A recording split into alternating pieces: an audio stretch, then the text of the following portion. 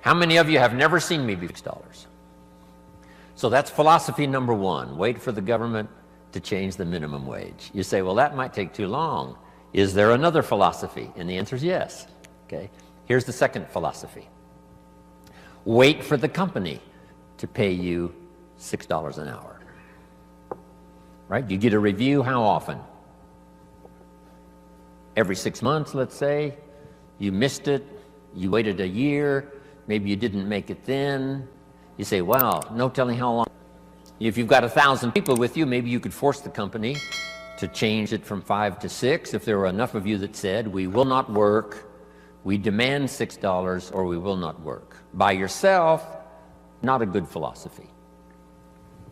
Together with others, it could work. Right? Here's what we call this, the philosophy of demand. I demand more money. Alone, too risky. Together, maybe you could get some progress. So now we've covered 3 philosophies. Number 1, wait for the government. Number 2, wait for the company. Number 3, the philosophy of demand, which is a bit risky. Here's the problem with the philosophy of demand. You can't get rich. If people only understood, starting at the lower end of the economic scale, that you cannot get rich by demand. Okay. Now someone says, well, in America, how could you become wealthy? And the answer is to develop a new philosophy. And let me give you that. It might be the best I've got for the whole day. It's called the philosophy of performance. The philosophy of performance. I will perform so well, it would be embarrassing for the company not to pay me $6. Then I would perform so well, it would be embarrassing for the company not to pay me $8 an hour, $10 an hour, $20 an hour. So now we've got several philosophies going, and if you want to change your economic future, it starts with your personal philosophy. Okay. Now, here's what's interesting in America. I'm sure all of us can think of someone who makes $5 an hour getting started. Can anybody in the audience think of someone who makes $50 an hour? Do you happen to know anyone that makes $50 an hour? Anybody know somebody that makes about that much money? So jot this down now, because you got to teach it to the children, because they're not teaching this in the ordinary schools. It's possible in America to multiply your income by 10. If you take nothing else home economically to pass on to your children or to someone else, just take that phrase home. Jim Rohn taught us it's possible in America to multiply your income by 10. It's possible. If kids knew it was possible, do you think they would ask, how can you do that? If they knew it was possible, wouldn't the next question would be, how could I do it? If it's possible, how can I do it? Now you just teach them how to do it. How to multiply your income by 10. Now jot this down. A good economic question. Once you've multiplied your income by 10, is it possible to multiply it by 10 again? Not only to multiply it by 10, but to multiply your income by 10 again. Do you know anybody that makes $500 an hour? Can you think of someone? Makes $500 an hour? Right, my Beverly Hills lawyer makes more than $500 an hour. So jot this down. It's not only possible in America to multiply your income by 10, it's possible to multiply it by 10 again. Do you think kids would be excited to hear this philosophy? I'm sure they would. How can you multiply your income by 10 and then multiply it by 10 again? Now, if you multiplied it by 10 and then multiplied it again by 10, would it be possible? Would it be possible to multiply it by 10 again? Can you think of anybody that makes $5,000 an hour? What do you think I get paid? I mean, this is such exciting stuff. I'm a kid from the farms of Idaho. I was 25 years old before I learned that you could multiply your income by 10 and then multiply it by 10 again and then multiply it by 10 again. This is mind-boggling stuff. $5,000 an hour. Now, would it be possible? Would it be possible to multiply it by 10 again? $50,000 an hour.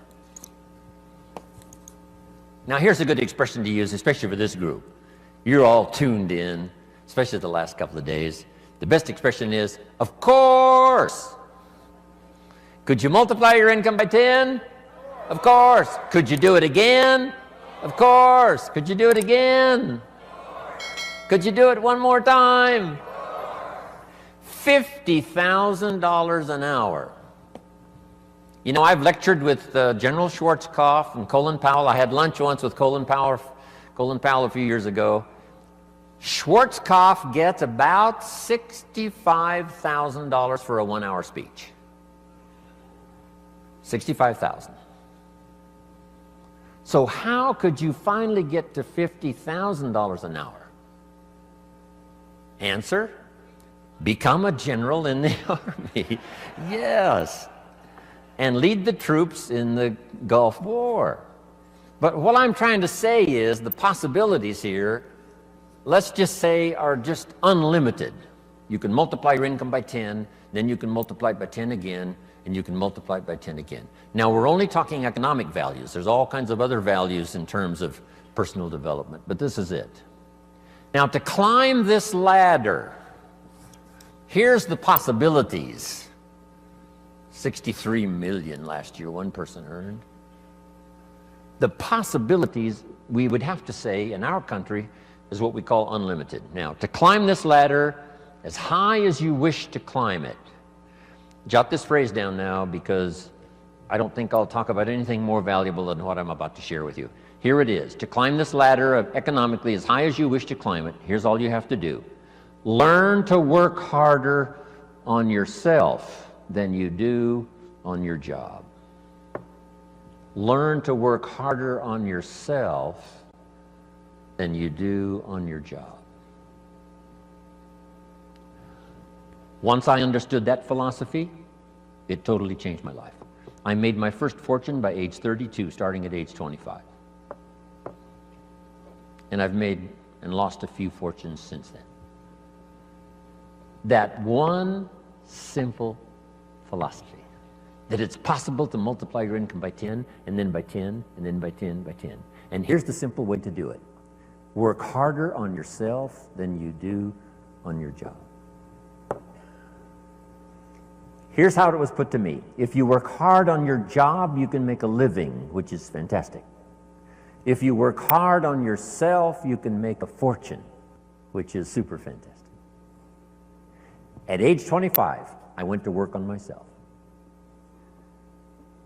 The difference in my economic future was so startling, even in the early years, that I never went back to the old ways. I never went back to the old philosophy. I never went back to the old disciplines.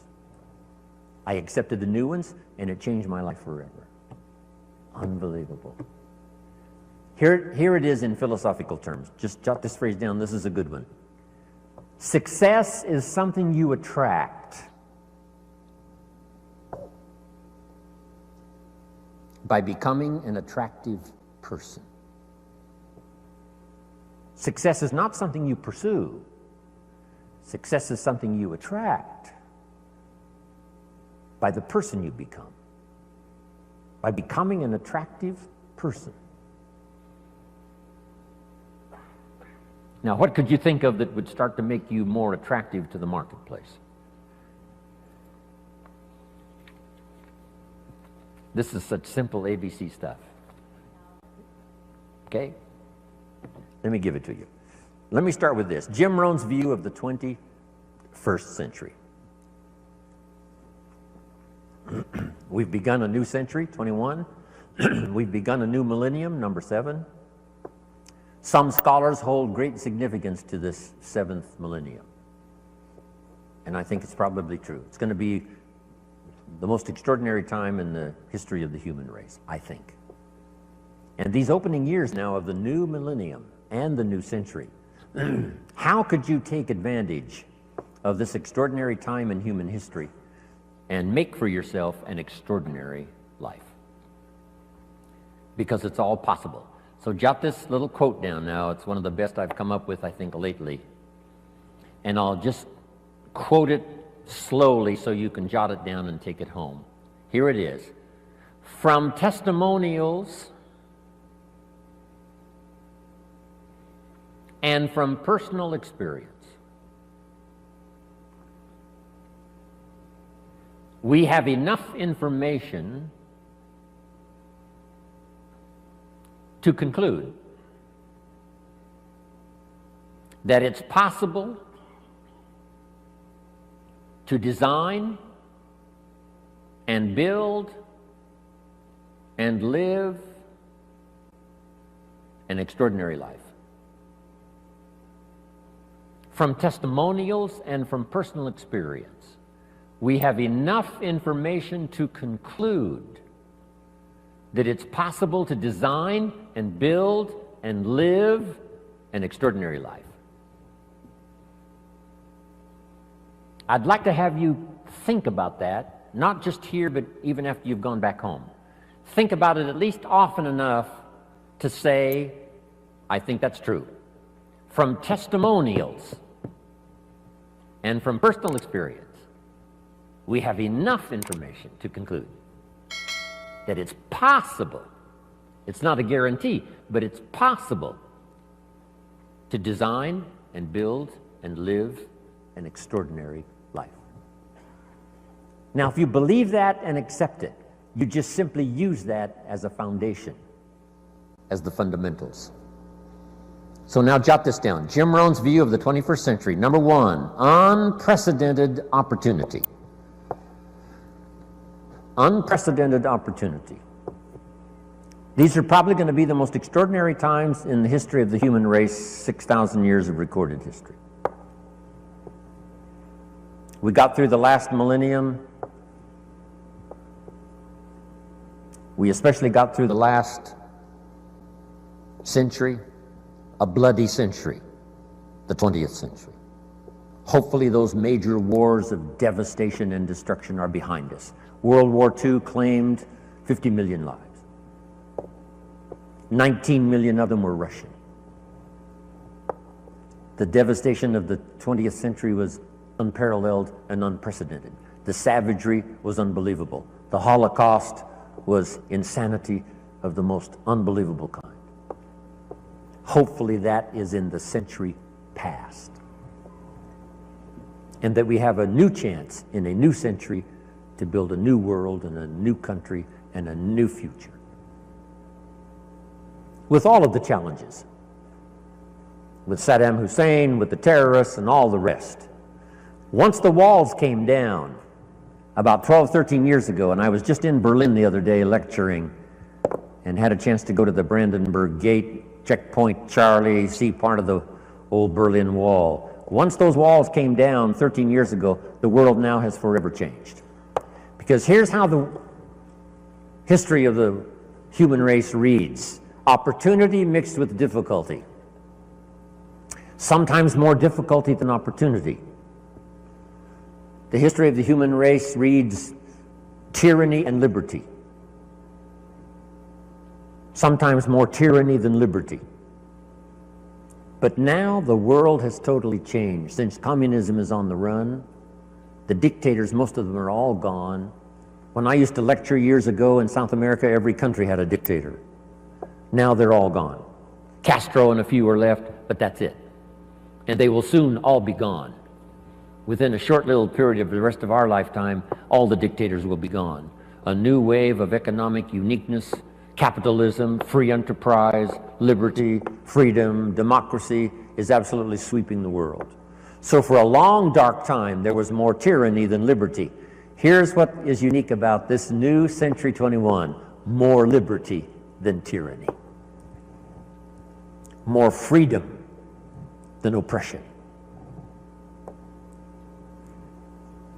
This is an unprecedented time.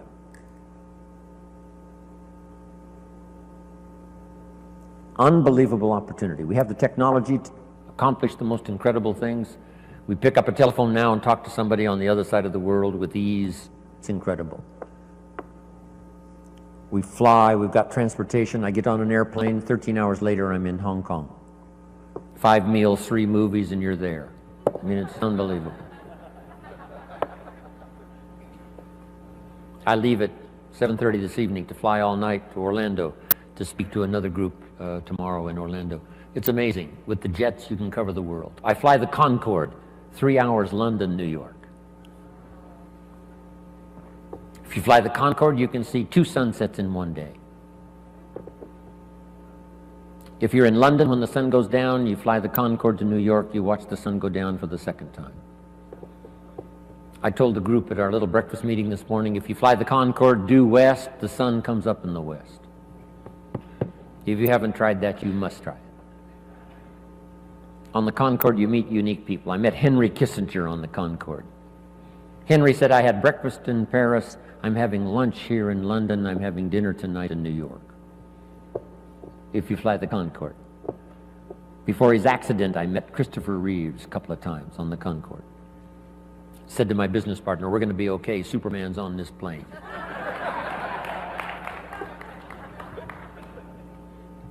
This is unprecedented opportunity now, the 21st century and the beginning of the 7th millennium. These are extraordinary times. Now here's number 2. However, keen competition. World competition. We're dealing now with Iraq. A big part of it is competition. Hopefully the nations of the world will settle a big share of their differences so we can develop unique economic, social, personal prosperity for the future with limited conflicts. No more horrors, no more holocausts, hopefully. But with the human race, you always have to keep your fingers crossed. Who knows? But I think it's going to be a time of unprecedented opportunity, but unique competition. Now, to take advantage of the 21st century and this opening of the new millennium, how could you use the opportunity? Mind. Now that you've arrived, told me your story, I'm beginning to see the light. Words. The old prophet said this, words are like a lamp for your feet so you can see where to walk. And words are like a light for your pathway so you can see where to go. With words, you can show somebody where to step and where to go. Wow. I said a little prayer before I left my hotel room this morning and asked God to give me a little stronger gift of words today so that my words might have meaning. Maybe I've caught you at just the right time. Maybe this is the moment for you. And if I can say something uniquely enough, using the English language best as I can, words are sometimes clumsy when you try to express what's going on in your head, let alone your heart. But if I can do as good a job as I possibly can in the session we've got this morning and then again this afternoon, by the time I'm finished, maybe my words will help turn on another light for you. And you'll be able to see the possibilities better than you've ever seen it before. You'll be able to see yourself more successful than you've ever envisioned it before. If I can wisely say good words. Now I've put communication in 3 parts because all 3 of these parts now help me make more fortunes. Here's the first one. It's called training. Training is simply showing somebody how to do the business, how to do the job. If you get good at that, the pay is incredible, whether it's your own enterprise or whether you work for someone else. Training pays big money. Here's the next one, teaching. And I've divided the 2 just to make the point. Teaching is more teaching life skills. Teach somebody how to set goals. Gary mentioned, right, making the list and checking them off. Today he gets to check one off. Jim Rohn arrives in San Jose, Santa Clara. I'm so excited about that. Teaching leadership. teaching management, teaching how to become powerful, gifted, influential, teaching father skills, mother skills. I've now, the last 15 years, learned grandfather skills. I set a goal when I became a grandfather to be one of the best grandfathers any grandchildren ever had in the whole wide world. I practice it. I think about it. How to use my newfound life as a grandfather and learn every skill possible to dazzle my grandchildren. I'm one of the best.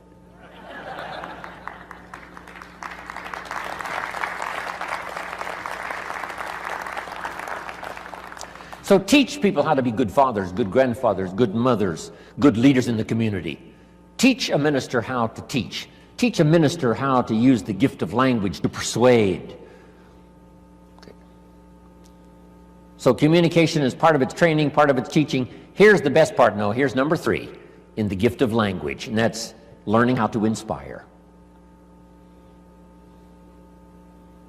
Inspire simply means a few simple things. Here's number 1. Help people to see themselves better than they are.